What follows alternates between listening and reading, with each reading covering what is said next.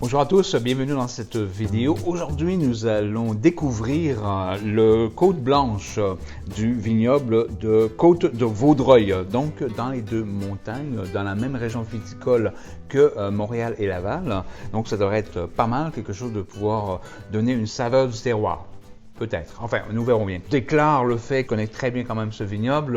Je l'ai souvent présenté.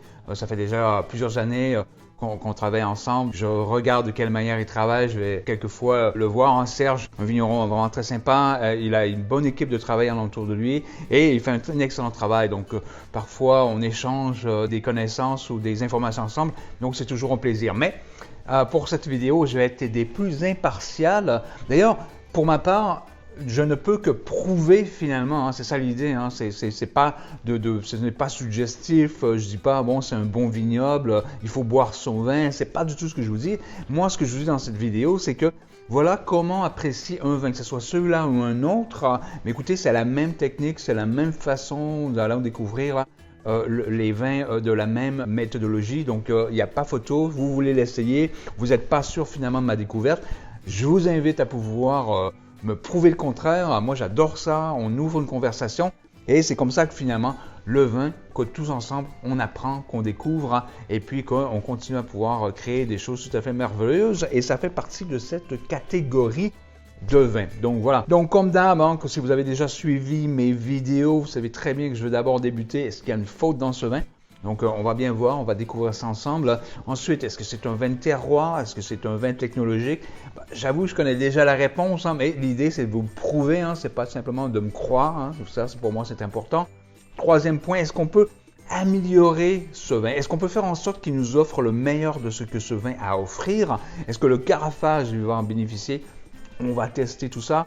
Et quatrièmement, quel est le type de saveur qu'est ce vin? Déjà, à la couleur, on a déjà une petite idée, mais on aimerait s'en assurer et ainsi maximiser nos chances de servir avec le bon repas, au bon moment, avec les bonnes personnes.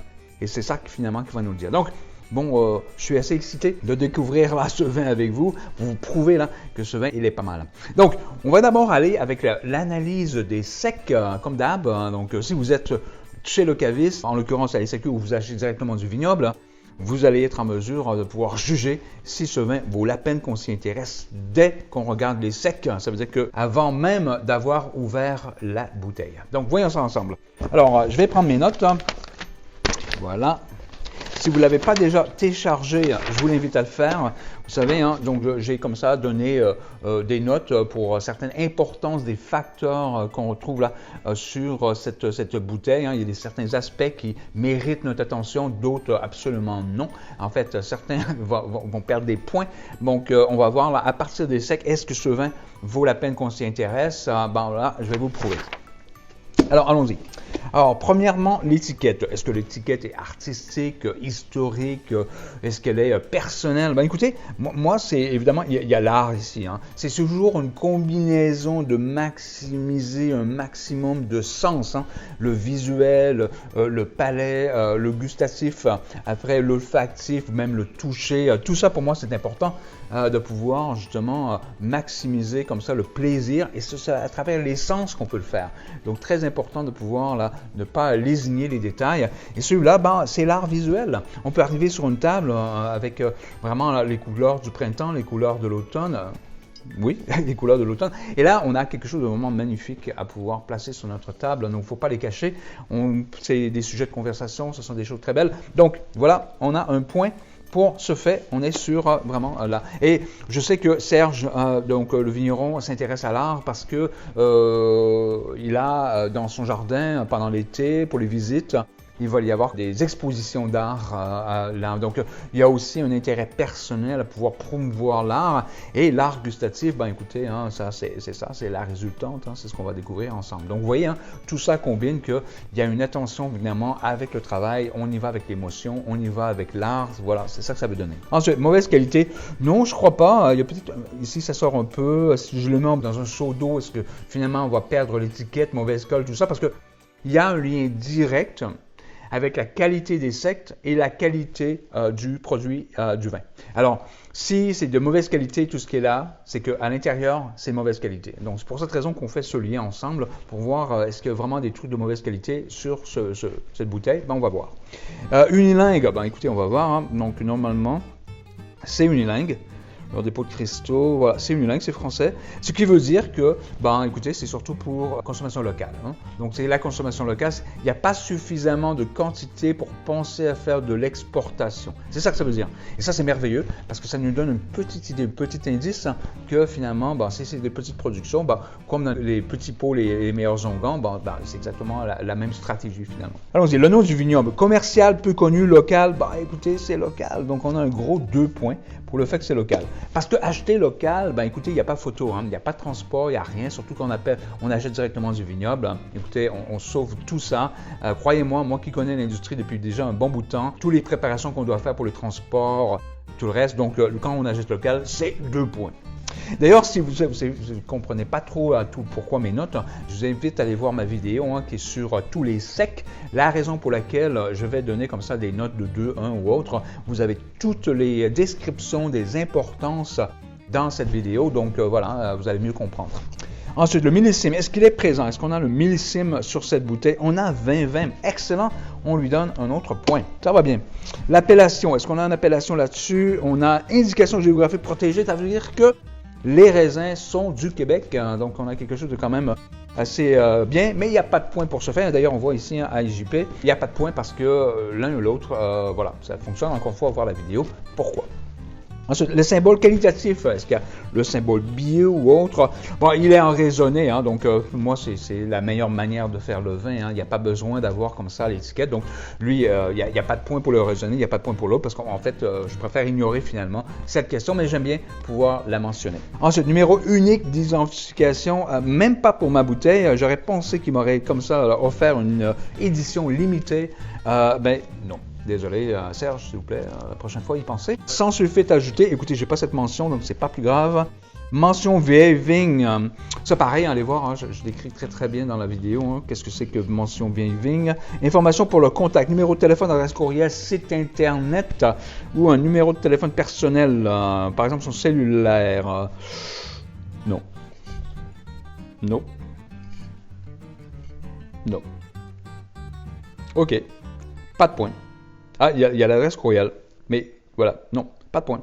OK, ce que cela veut dire, Serge, un message pour toi, donc c'est important de pouvoir s'assurer que le client va nous revenir, hein, donc idéalement, un contact direct avec le producteur, c'est important quoi, donc voilà, il n'y a pas cette information. Bon, appelez-moi hein, c'est un problème, hein, je vais vous aider. Mais sinon, non, idéalement, on va avoir le contact directement sur la bouteille. À la limite, il faut mettre mon numéro et moi, avec grand plaisir, je m'occuperai de l'appel. Alors, la capsule de la bouteille, pas de vignette, négociant, mauvaise qualité. Écoutez, bon, il y en a pas mal hein, qui sont comme ça. Hein, je pense qu'on la jette directement là, de l'association qui s'occupe de pouvoir gérer les indications géographiques protégées. Et puis là, il vous l'envoie, puis vous mettez là-dessus. Donc, il n'y a pas de point. Mise en bouteille, est-ce que c'est au domaine, au vignoble, à la propriété ou au château? C'est pas un château. Ah, voilà. C'est un vignoble. Voilà. Oui, mise en bouteille au domaine. Donc, on est rassuré. Ça lui donne un autre point. Bravo. Non, en fait, c'est 2 points. Excusez-moi. 2 points. Est-ce que le code barre est présent? Oui, il est là. Est-ce que l'étiquette de derrière, sobre, absent, ajouté, historique, descriptif ou informatif? Voyons voir. Élaboré à partir du Frontenac gris, Prairie Star et Frontenac blanc, ce vin se distingue par son assemblage unique. Le nez est partagé entre les arômes floraux et les arômes fruités. En bouche, l'attaque est souple et soyeuse, laissant place à des arômes de poire bien mûrs et une finale équilibrée. Je pourrais confirmer. Servir entre 12 et 13 degrés. Ça demeure humble, ça demeure correct. Et là, on a aussi là, léger dépôt de cristaux, de tartre, qui n'altère en rien la qualité du vin. Donc, il est possible que ce vin doit être décanté. C'est pas, pour moi, ce ne sera pas nécessaire, dans le sens que quand je vais voir les cristaux, là, qu'on peut très bien voir, là, on les voit directement ici. Hein, ce sont de très, très beaux cristaux. Je ne sais pas si vous les voyez à la caméra. Donc, voilà, on les voit ici. sont bien isolés là sur la partie là, juste au bas de la piqûre qu'on appelle, hein, ou au bas du cul, hein, c'est dépendamment de la manière que vous voulez vous exprimer. Vous l'avez ici. Là, à la fin de la bouteille, je vais éviter de tout verser finalement quand on est au courant. Donc ça, il y a un point pour ça aussi. Alors, on va se donner descriptif et éducatif, donc c'est le cas sobre. Donc, on va donner un gros 2 points pour ce fait. Poids de la bouteille, on est au-delà on est à 460 grammes, donc ça va. Couleur, on est sur le blanc. Évidemment, le blanc ne protège en aucunement pour le UV, mais il faut savoir que c'est la couleur qu'on voulait présenter. Encore une fois, allez voir ma vidéo là-dessus, je vais comparer comme ça les différentes couleurs de bouteilles, vous allez mieux comprendre. Le bouchon en tant que tel, on va le voir dans quelques instants. Et puis la mention réserve cuvée, est-ce qu'on essaie de trop vendre ce produit? Non, ce n'est pas le cas. On essaie vraiment de rester honnête, intègre avec le client. Donc voilà, le client qui est vous. Alors, qu'est-ce qu'on a comme résultante? Moi, je vais avoir 2, 6, 7, 8.